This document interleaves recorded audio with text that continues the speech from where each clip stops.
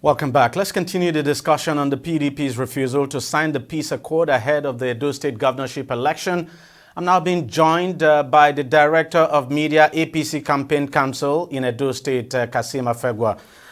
Thank you very much, Mr. Afegwa, for joining us on the program. Give us your take on the refusal of the PDP to sign that peace accord, alleging that the security agencies are working for your party.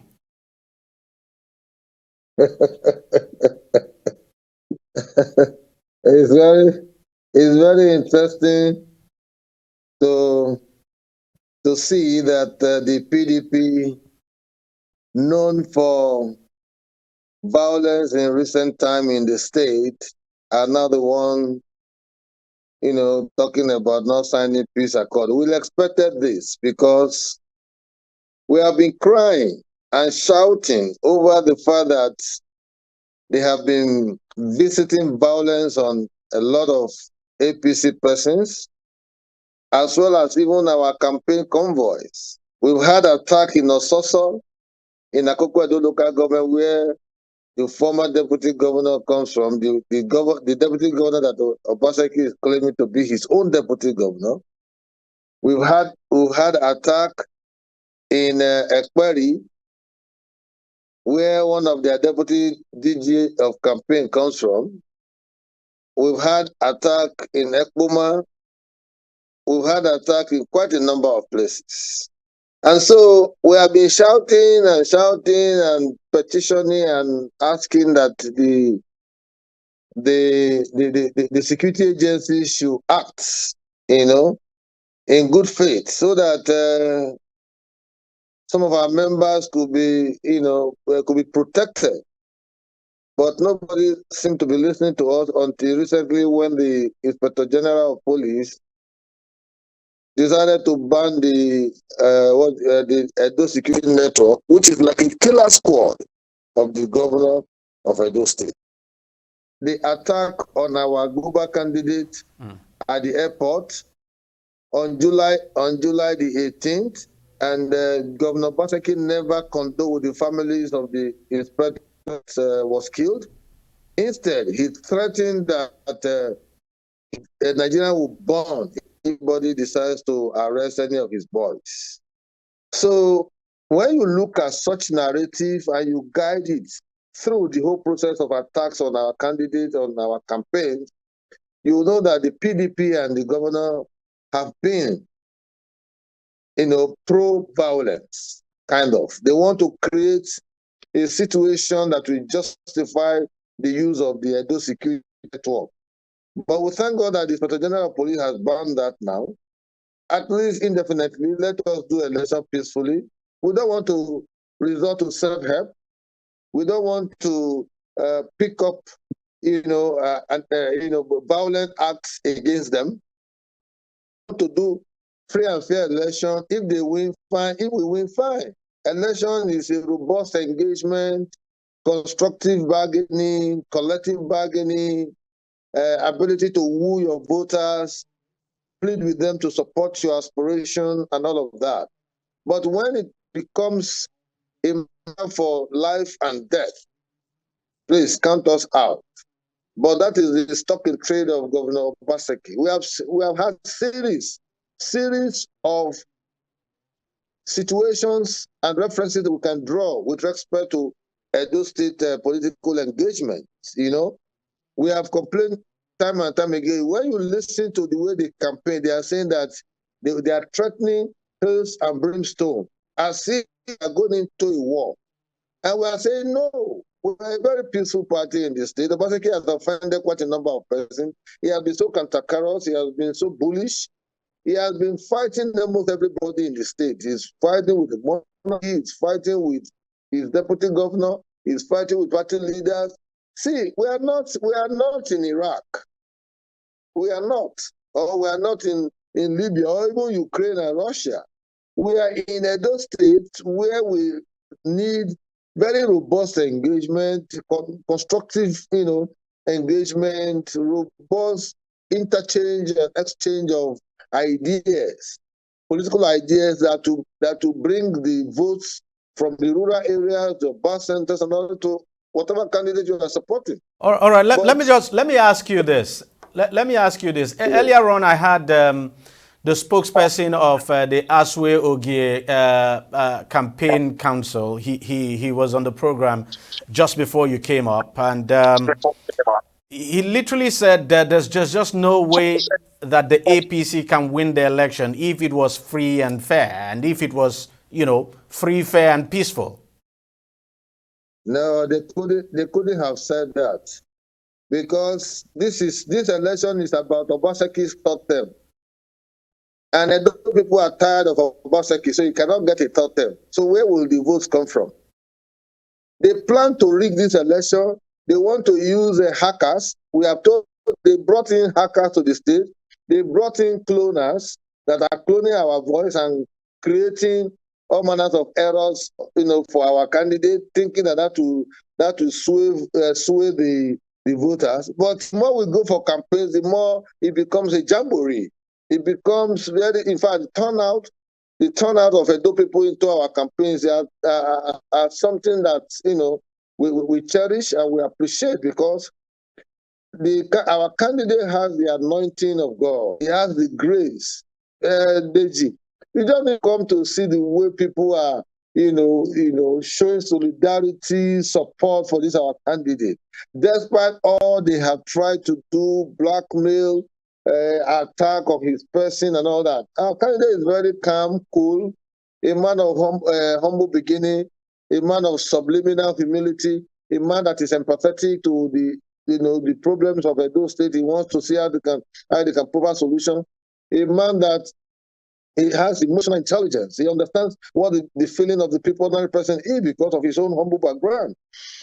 So when you see them talking like this, they're talking from the point of view that they will rig the election because they have brought in hackers and all of that. I've issued statements, every time they hold meetings and all that, we've been issuing statements to inform the public of the plots they are carrying out. But it won't work, because we have everywhere. We are going to follow them bumper to bumper, toe for toe, eyeball to eyeball and all of that. So as we speak now, APC has a better opportunity to win this election. And I will give you just very basic statistics. We have 2 senators. PDP has no senator. Labour Party has 1 senator. We have 2 senators. Out of the 9 House of Rep members, we have 7. PDP only has 1, and Labour has 1. So those are platforms for, deepening conversations around structure of party and to galvanize the votes from the rural areas and everything, because these persons already have their constituency who have endorsed them to represent them at the House of Rep level and at the senatorial level. Adam Soshomole is very popular in Edo North. He's our senator representing us. Our candidate is a senator representing Edo Central, where also Igodalo comes from. In terms of electability, he already has an edge, because 42 times these are people who supported him to become a senator. He defeated the PDP candidate, Clifford Odia, in 2023. And this was the first time that APC is making an inroad into Edo Central. It has always been a PDP affair. So for him to contest and for them to give him that endorsement, that recognition to serve them as a senator means that they understand that all the philanthropy he's been doing, all the goodwill, all the contributions he's been giving to the people is are well appreciated. So you don't think for the governorship election? Let me come in here. You don't think for the governorship election it's a different ball game? And I'd also want you to react to something else he said. I mean, casting your candidate, for instance, as not being educated and someone who would not understand the demands of the office of governor. DEJI, you see the very ridiculous narrative they carried out, concerning our candidates is quite funny and very laughable. You see, our candidate is a graduate from University of Abuja. He has a degree in business administration, and so I don't really know whether that is not enough qualification to preside over a state. We have been hearing people speaking BB grammar the last 8 years. Come to Edo, come and see what the BB grammars have translated to. You need to visit Edo DEJI, even if it's at my own cost. For you to come and see the rocks. It just finished raining now when I was coming from this journey. You can see everywhere flooded in Benin City. A friend visited me 2 days ago and was saying that I thought Edo State would have picked up from where Oshomole left. Oshomole did so much.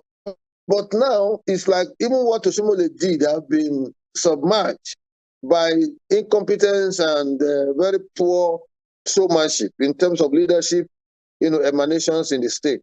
So when they talk, the people are not fools.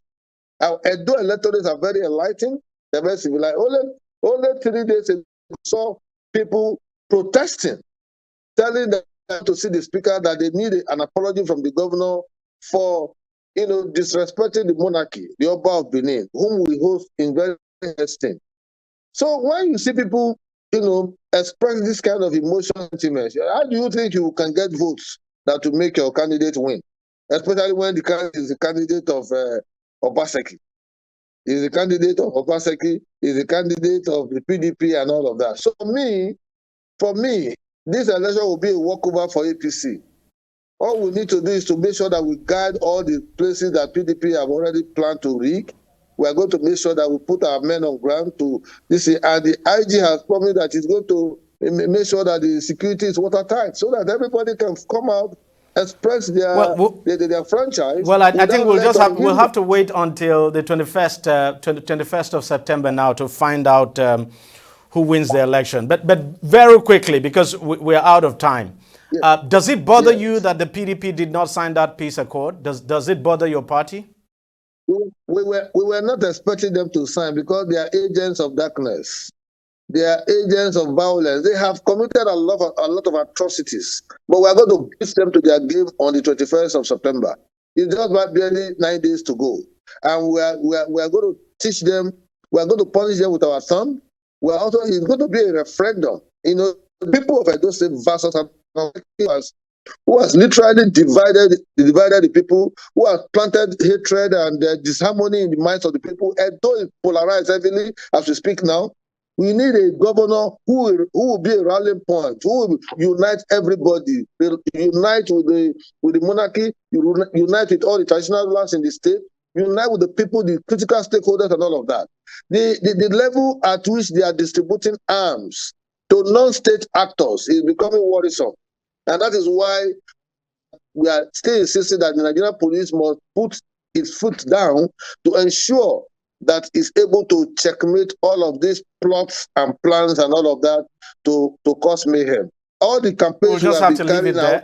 They have been the one attacking us. We're actually out of time. I want to thank you very much for coming on the show. Thank you for honoring our invitation. We really appreciate it. That was the Director of Media, APC Campaign Council, Kasim Afegwa, talking to us from Benin City, the capital of Edo State. We'll take a short break now and we'll be right back. Stay with us. Don't go away. Opinions are free, facts are sacred, but truth is universal. How, in practical terms, can we, for instance, de-escalate the tension? When you go into public office, you must be ready to answer to the people. We know where the enemy is. 3 places. The Lake Chad Basin, the border area between Nigeria and Cameroon, and then the Sambisa Forest. On DEJI360, we give you a complete dose of everything. Opinion, facts, and undiluted truth. I hardly believe what politicians say in this part of the world. A new Nigeria is possible, a future is possible. We delve into the issues, dissect it so that you can understand it, use it to take action. I don't think there's any need for any governor to look for grant for ranching. DEJI360, dissecting the issues.